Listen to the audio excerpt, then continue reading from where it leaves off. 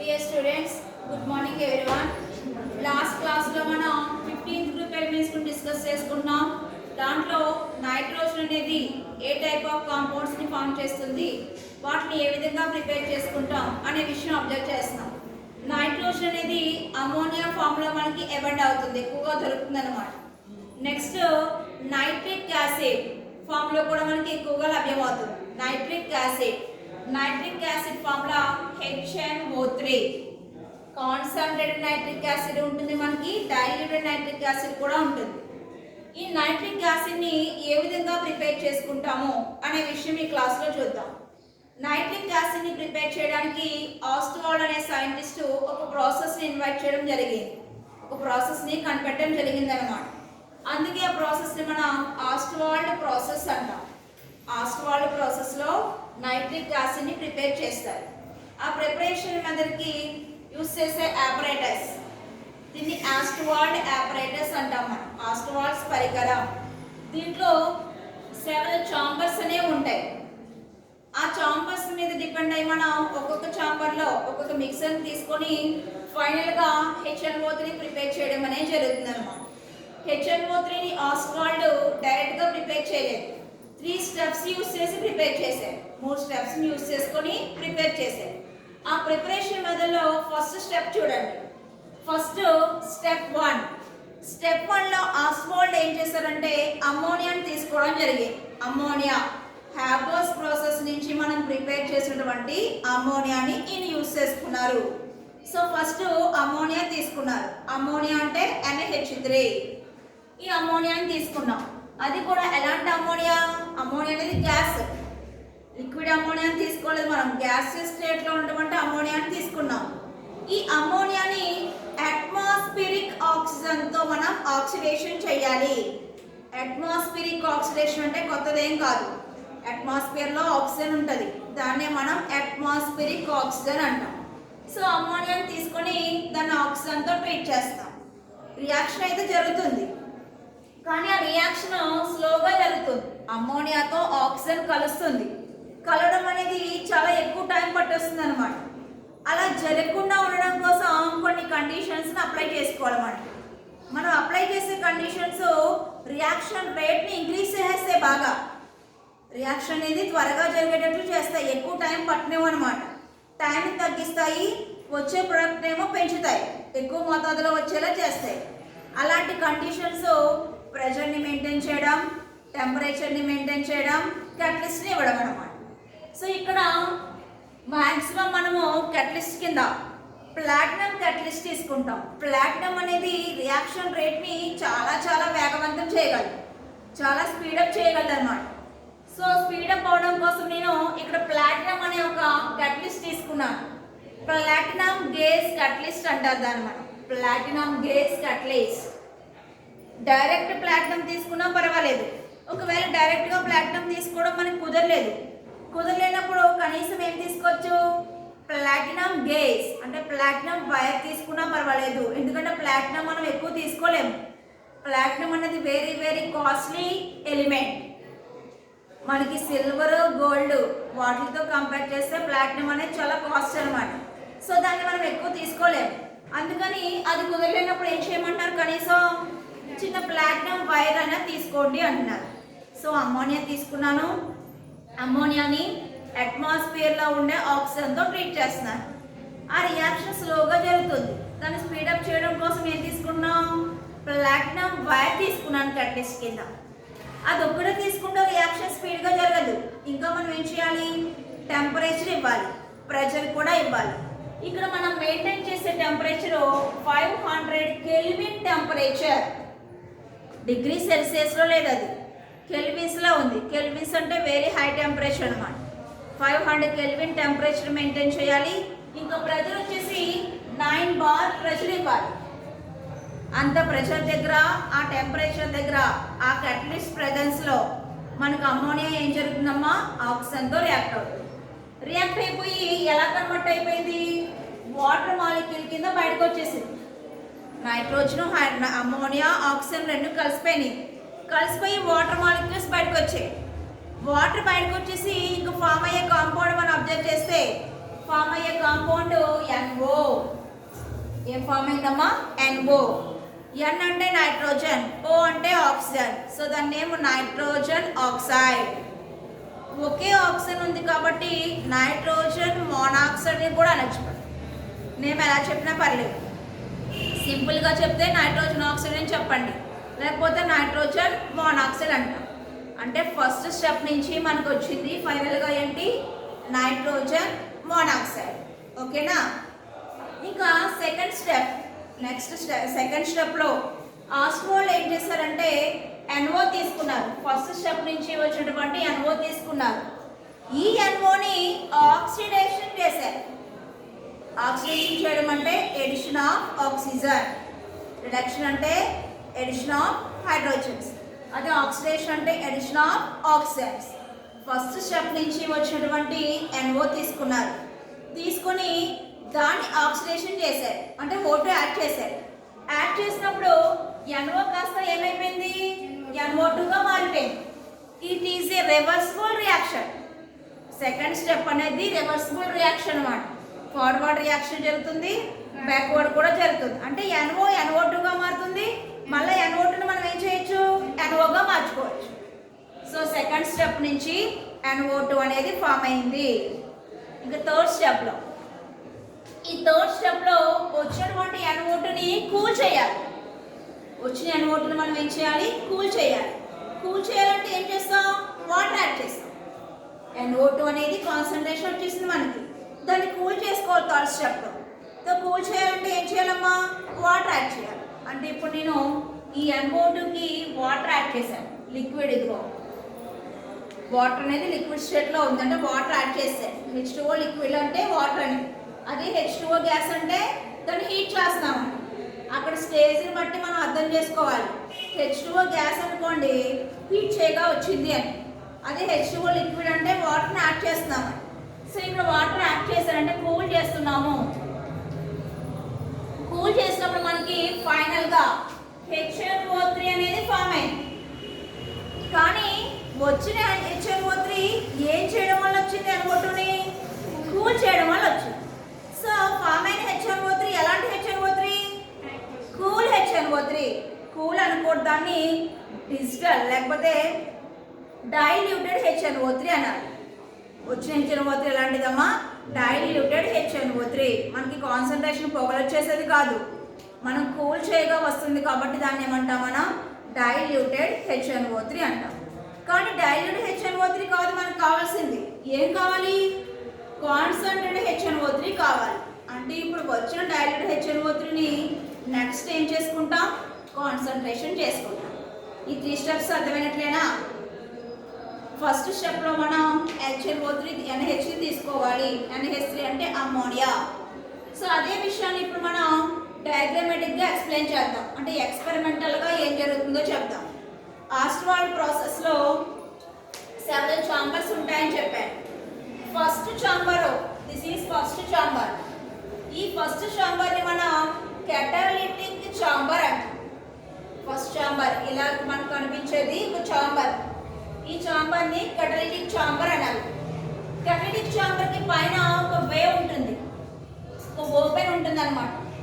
ఆ ఓపెన్లో మనం ఒక మిక్సర్ని వేయాలి. ఎవరా మిక్సరు? ఫస్ట్ స్టెప్లో ఏం తీసుకున్నాను నేను? అమ్మోనియా తీసుకున్నాను, దానికి ఆక్సిజన్ యాడ్ చేశాను. సో ఈ కెటలిటిక్ చాంబర్లో ఉన్నటువంటి ఈ వే నుంచి ఈ మిక్సర్ని యాడ్ చేస్తున్నాను. This is ammonia plus oxygen mixer. ఆ వే నుంచి కెటలిటిక్ చాంబర్ తీసుకున్న వే నుంచి మనం ఏం యాడ్ చేసామమ్మా?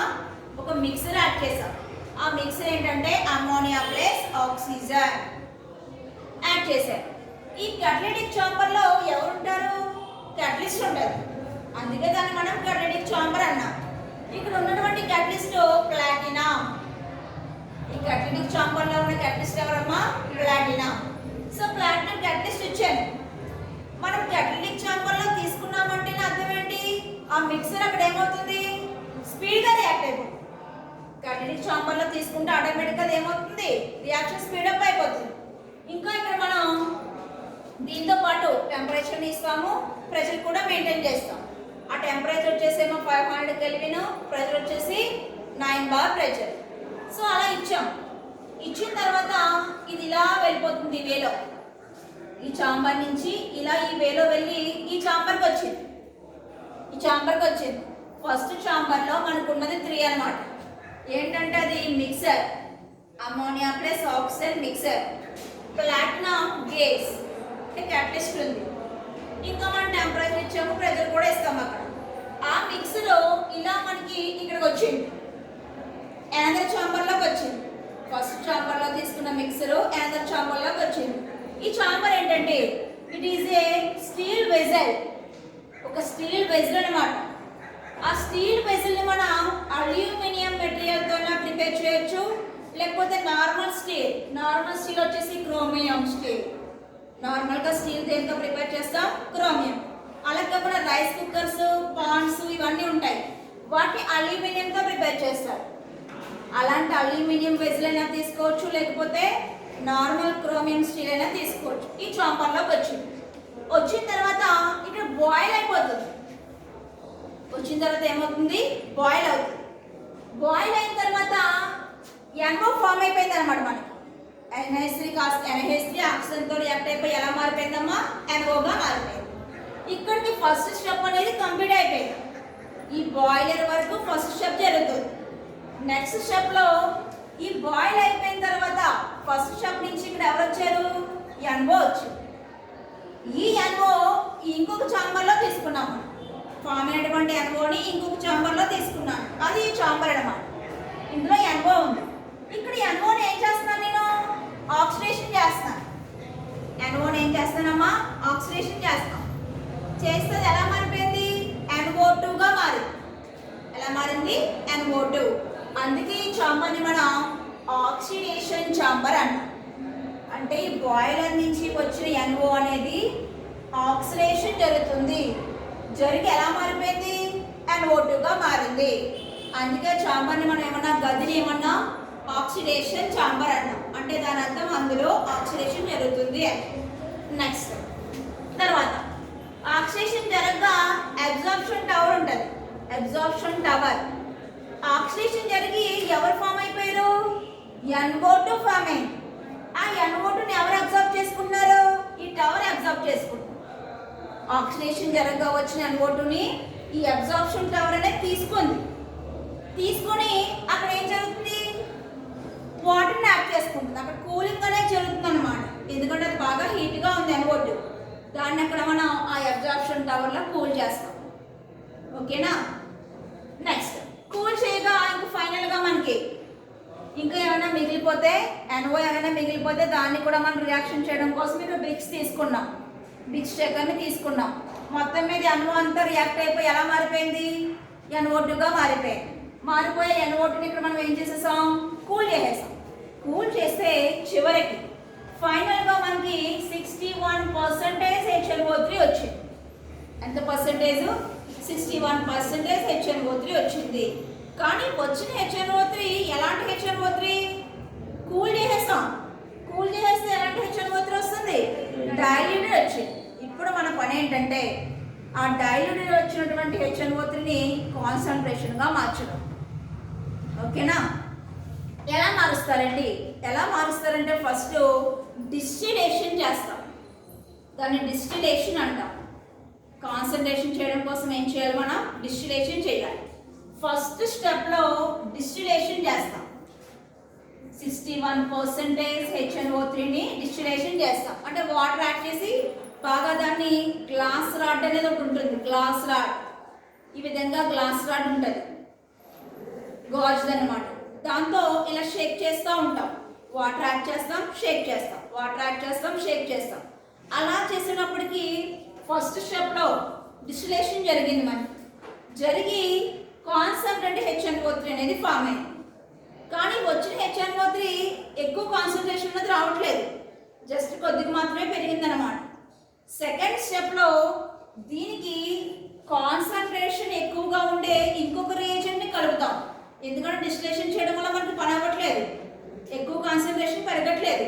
కానీ ఇది కాదని చెప్పి సెకండ్ స్టెప్లో ఏం చేశారంటే దీనికి కాన్సన్ట్రేటెడ్ H2SO4ని యాడ్ చేశారు. ఏం యాడ్ చేశారమ్మా? Concentrated H2SO for very highly costly concentrated reagent అనమాట. దాన్ని యాడ్ చేశారు. కొంచెం యాడ్ చేయడం, షేక్ చేయడం, మళ్ళీ కొంచెం యాడ్ చేయడం, షేక్ చేయడం, అలా చేస్తూ ఉన్నారు. చేస్తే మనకి ఫైనల్కి 98% HNO3 అనేది ఫామ్ అయింది. ఫస్ట్ స్టెప్ నుంచి డిస్టిలేషన్ చేశారు. చేయడం వల్ల ఉపయోగం ఏమీ లేదనమాట. 61% కాస్త 68 అయింది, అంతే. కొంచెం మాత్రమే పెరిగింది. ఇంకా కాన్సన్ట్రేషన్ ఇంక్రీజ్ చేయడం కోసం అదర్ రియేజెంట్ ఒక దాన్ని యాడ్ చేశారు. ఆ అదర్ రియేజెంట్ ఎవరు? Concentrated sulphuric acid. ఇది యాడ్ చేసి షేక్ చేస్తూ ఉన్నారన్నమాట. అప్పుడు మనకి ఫైనల్గా 98% HNO3 వచ్చింది. కాన్సన్ట్రేటెడ్ HNO3 వచ్చింది. ఇంకా దీన్ని 100% చేయాలనుకోండి, ఇప్పుడు మళ్ళీ డిస్టిలేషన్ చేయాలి. ఎందుకు? జస్ట్ ఎంత పెరిగితే చాలు, 2% పెరిగితే చాలు. 2 పెరగడం కష్టమేం కాదు, డిస్టిలేషన్ చేస్తే సరిపోతుంది అనమాట. ఎక్కువ పెంచాలంటేనే అదర్ రియేజెంట్ని యాడ్ చేయాలి. కానీ ఇక్కడ 98 వచ్చేసింది. దీన్ని ఇంకా కొంచెం మనం జస్ట్ 2 పెరిగితే 100 అయిపోతుంది. అందుకని మళ్ళీ డిస్టిలేషన్ చేసాం. డిస్టిలేషన్ చేసినప్పుడు ఇంకా ఫైనల్గా ఎవరు వచ్చారు?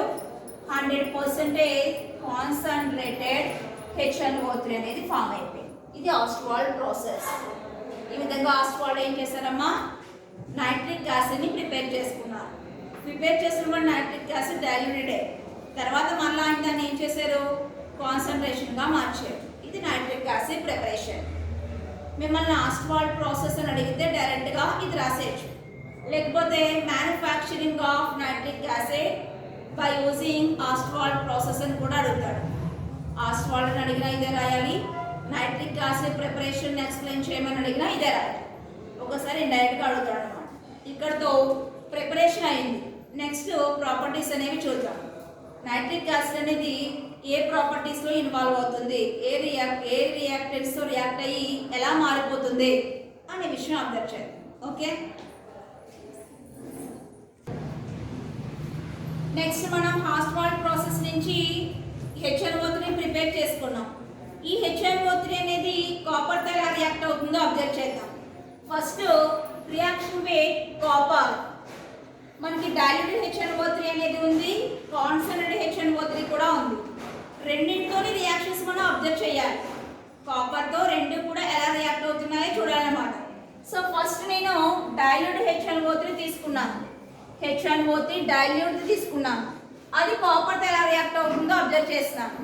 కాపర్ అనేది ప్లస్ ఛార్జ్.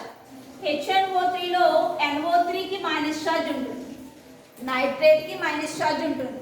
సో ఈ కాపర్ ప్లస్ నైట్రేట్తో రియాక్ట్ అయిపోయి ఎలా మారిపోయింది? కాపర్ నైట్రేట్ ఫామ్ అయ్యే కాంపౌండ్ ఏంటమ్మా? Copper nitrate. సో డైల్యూట్ తీసుకున్నప్పుడు మనకు వచ్చేది కాపర్ నైట్రేట్. దాంతోపాటు ఇంకా బై ప్రొడక్ట్స్ వచ్చాయి. ఆ బై ప్రొడక్ట్స్ NO అంటే నైట్రోజన్ మోనాక్సైడ్, అది ఫామ్ అయింది. ఇంకో వాటర్ అనేది బయటకు వచ్చింది అనమాట.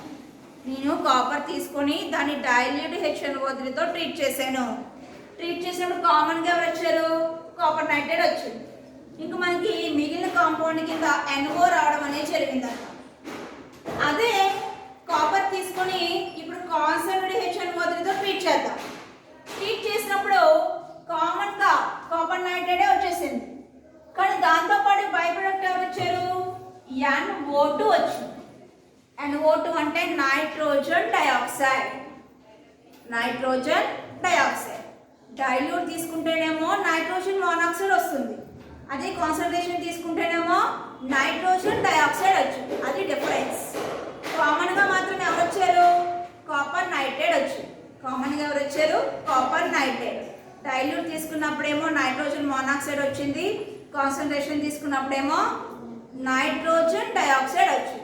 అది మనం అబ్జర్వ్ చేసుకోవాలి. నెక్స్ట్ అలాగే డైల్యూట్ HNO3, కాన్సన్ట్రేటెడ్ HNO3 అనేది జింక్తో ఎలా రియాక్ట్ అవుతున్నాయో అబ్జర్వ్ చేద్దాం. సో ఫస్ట్ జింక్ తీసుకున్నాము. జింక్ డైల్యూట్ HNO3తో రియాక్ట్ అయ్యి ఈ జింక్కి ఏమో ప్లస్, యాజ్ యూజువల్ నైట్రేట్కి ఏమో మైనస్. ఈ మైనస్ ఈ ప్లస్తో కలిసిపోతుంది. కలిసిపోయి ఏం ఫామ్ చేసింది? జింక్ నైట్రేట్ వచ్చింది. దాంతోపాటు వచ్చే by products N2O. Dinitrogen oxide. దాని నేమ్ ఏంటమ్మా? డైనైట్రోజన్ ఆక్సైడ్ అని ఫామ్ అయింది. డైల్యూట్ తీసుకున్నప్పుడు జింక్ నైట్రేట్తో పాటు ఇంకా దేన్ని ఫామ్ చేసింది? డైనైట్రోజన్ ఆక్సైడ్ని ఫామ్ చేసింది. ఇంకా యాజ్ యూజువల్ మనకి ఏమొస్తుంది? వాటర్ వచ్చేస్తుంది. ఇదే జింక్ కాన్సన్ట్రేటెడ్ HNO3తో రియాక్ట్ అయితే జింక్ ఏమో ప్లస్, NO3 ఏమో మైనస్. ఏం ఫామ్ అవడం జరిగింది? జింక్ నైట్రేట్ వచ్చేసింది. Zinc nitrate. దాంతో పాటు మనకి ఫామ్ అయ్యే కాంపౌండ్ NO2. NO2 అంటే నైట్రోజన్ డైఆక్సైడ్. నైట్రోజన్ డైఆక్సైడ్ వచ్చింది. అబ్జర్వ్ చేయండి, డైల్యూట్ తీసుకున్నప్పుడేమో డైనైట్రోజన్ ఆక్సైడ్ వచ్చింది, కాన్సంట్రేషన్ తీసుకున్నప్పుడేమో నైట్రోజన్ డైఆక్సైడ్ వచ్చింది. అది డిఫరెన్స్ అన్నమాట. Next reacts with sulphur. So sulphur తీసుకున్నాం. ఈ సల్ఫర్ HNO3 కాన్సంట్రేట్ HNO3తోనే రియాక్ట్ అవుతుంది. సల్ఫర్ ఫాస్ఫరస్ దేంతో రియాక్ట్ అవుతాయి? కాన్సంట్రేషన్తో మాత్రమే రియాక్ట్ అవుతాయి. సో సల్ఫర్ తీసుకున్నాం, concentrate sulphuric acid nitric acid తీసుకున్నాం.